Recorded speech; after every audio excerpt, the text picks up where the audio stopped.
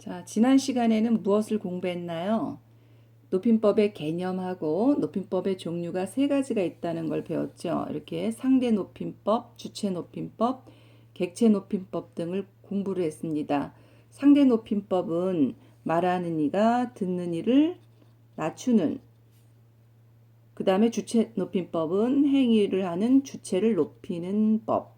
그래서 동생이 꽃을 심는다에서는 주체를 높일 필요가 없어서 심는다가 사용이 됐지만 여기서 보면은 심으시는 분이 어머니가 되니까 시를 사용했죠. 그 다음에 객체 높임법은 행위의 대상, 서술의 누구냐, 객체를 높이는 방법을 우리가 공부를 했습니다. 자, 객체를 높이는 방법에서는요, 주체가 아니죠. 유치원에 가는 거는 누가 유치원에 갑니까? 동생이죠. 그런데 이 동생을 데리고 가는 사람이 나죠. 그래서 가는 거는 나야. 그런데 대상이 누구냐면 동생이야. 그래서 데리고라고 표현을 썼죠. 그러나 연우가 할아버지를 모시고 병원에 간다. 가는 사람이 연우죠. 물론 할아버지와 함께 가지만요. 그래서 데리고가 아니라 모시고 높여야 할 대상이 바로 객체이기 때문에 이것을 객체 높임법이라고 합니다. 자, 오늘은 바로 이 주체 높임법에 어떻게 하는 것이 주체를 높이는 것인지를 우리가 공부를 해보도록 하겠습니다. 자, 주체 높임법이 되려면 주로 어미, 시 또는 대부분 의시가 들어갈 때도 있어요. 자, 요 시는요, 뭐라고 부릅니까? 주체 높임 선어말 어미라고 합니다. 어미를 사용하고 높임을 나타내는 조사, 주체 높임법이니까 당연히 조사, 주격 조사가 사용이 되죠. 여기 깨서는 주격 조사가 됩니다. 더욱 효과가 높아진다. 예를 한번 들어볼까요? 저기 선생님께서 오신다라는 문장을 보시면 오다의 주체가 선생님이죠. 그래서 주격 조사 깨서가 쓰이고요. 주체 높임 선어말 어미 시가 사용이 됐어요. 여기 밑에 형태소 분석하면 니은이 떨어지죠. 이 니은은 우리 지난 시간에 배운 시간 표현에서 그 현재 시제를 나타내는 역시 선어말 어미가 되죠. 다는 당연히 종결 어미 중에서 평서형 종결 어미가 사용이 됐고요. 그 다음에 두 번째 문장을 한번 볼까요? 교장 선생님의 축하 말씀이 있으시겠습니다. 요거는 어떻게 높이는 것입니까? 저기 선생님께서 오신다 같은 경우는요. 주격조사 아까 깨서죠. 깨서와 선어말 어미 뭐가 사용이 됐습니까? 시죠. 요거 이용해서 누구를 높였습니까? 바로 주체인 선생님을 높였죠. 그런데 직접 높이게 된 거죠. 그러나 간접적으로 주체를 높이는 방법이 있는데요. 그런 경우는 뭐냐면요.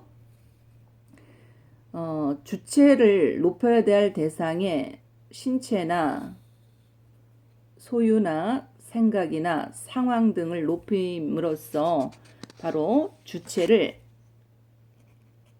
간접적으로 높이는 방법이에요.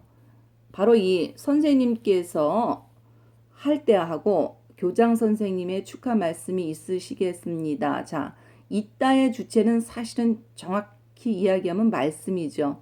그러나 말씀은 계시는 존재가 아니기 때문에 있다라고 표현했고요. 이 말씀, 사실은 말씀을 높이는 것 같지만 사실은 교장 선생님을 높이는 거죠. 그런데 직접 높이는 것이 아니라 간접으로 높이게 돼요. 이 교장 선생님이라는 이 주체를 간접적으로. 그래서 여기 높임, 주체 높임 선어말 어미 시가 사용이 된 것입니다. 그래서 실제로는 교장 선생님을 높이는 표현이 되겠어요. 교장 선생님을 직접적으로 높였다 그랬나요? 그렇죠. 간접적으로 높였습니다. 그렇게 간접적으로 주체를 높이는 예를 한번 들어볼까요? 할아버지께서 귀가 먹으셨다. 자, 귀가 먹다. 귀를 높인 것 같지만 할아버지의 귀, 바로 할아버지 대상의 신체죠. 그래서 요거 형태소 분석하면 먹으시 다가 되죠. 그래서 요 의시, 주체 높임 선어말 어미 의시에다가 어시라는 과거 시제 선어말 어미가 사용이 됐죠. 그래서 주체 높임은 요 시가 들어 있느냐 요거를 살펴보시면 돼요. 또 하나 한번 예를 들어 볼까요? 선생님의 살림이 넉넉하시다. 이것도 간접적으로 주체를 높인 거죠. 넉넉하시다. 뭐가? 살림이. 마치 살림이 높여진 것 같지만 사실은 선생님이라는 주체를 간접적으로 높여준 거죠. 그래서 여기 시가 사용이 됐는데 사실은 넉넉하다의 주체는 살림이죠. 그죠? 그래서 이 살림을 높인 것 같지만 표면적으로 사실은 선생님을 간접적으로 주체를 높이게 된 겁니다. 그 다음에 객체 높임법이 나와 있는데요. 특수한 동사를 사용해서 나타내며 높임을 나타내는 조사, 바로 부사격 조사 깨. 자, 아까 깨서는 주격 조사였죠. 그러나 여기 객체 높임법에서 쓰이는 깨는요, 부사격 조사가 됩니다. 왜냐하면 문장 성분으로 부사어를 만들어 주기 때문에 그럽니다. 한번 볼까요? 나는 할아버지를 모시고 경로당에 갔다. 자, 나는 갔다. 주체 높임법은 아니죠. 만약에 간 사람이 나죠. 나를 간 사람이 나기 때문에 주체 높임법을 쓰려면 여기 가시다가 되는데 주체 높임법은 사용이 된 것이 아니고요. 여기서 노별 대상인 이 할아버지가 을을이 붙죠. 대상이니까 객체가 됩니다. 이 객체를 높이기 위해서 데리다가 아니라 모시다가 됐죠. 그래서 여기 모시다를 사용해서 할아버지를 높인 격이 됩니다. 또 하나 예를 들어 볼까요? 나는 어머니께 선물을 드렸다. 자, 높임을 나타내는 조사. 이게 뭘까요? 이거는 부사격 조사라고 하죠. 부사격 조사 깨와 드리다를 사용해서 어머니를 높였죠. 그래서 나는 어머니께 선물을 주었다가 아니라 드렸다. 이렇게 객체 높임법은 대상을 높이기 위해서 특수한 동사 드렸다. 여기 보면 모시다, 드리다, 여쭈다, 뵙다, 또 어떤 것이 있을까요? 편찮다, 계시다, 주무시다, 이런 것들이 있죠. 자, 그럼 여기서 한번 볼까요? 여기 계시다, 이따의 높임법에 계시다가 있죠. 자, 이 시는요, 주체 높임 시는 아니에요. 요거 꼭 기억을 해주세요. 이거는 이거 자체가 어간이 됩니다. 어간과 어말음이에요. 그러니까 주체 높임 할 때, 주체 높임법을 할 때 그 시다, 보다, 예, 보시다가 됐다. 그럼 이거는 주체 높임 선어말 어미가 되고요.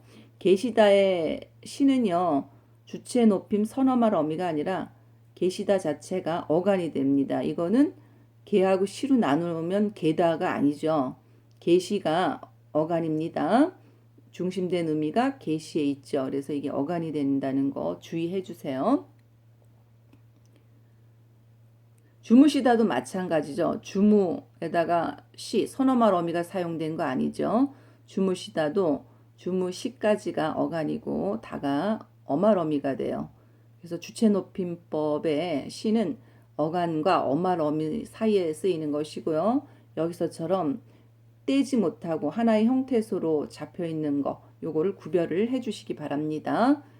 그래서 객체 높임법 요런 것들을 공부를 했죠. 계시다, 주무시다, 편찮다, 드시다 이런 것들이 객체 높임법에 사용할 수 있는 동사입니다. 자, 그런데 한번 이런 것 좀 더 알아볼까요? 압존법이라는 게 있어요. 압존법은 주체가 화자보다 높더라도 청자가 주체보다 높은 경우 주체를 높이지 않는 경우입니다. 다시 말하면 주체는 화자보다 높아. 예를 들면 어떤 거가 있을까요? 어머니께 이야기하는 겁니다. 자, 예를 한번 들어볼까요?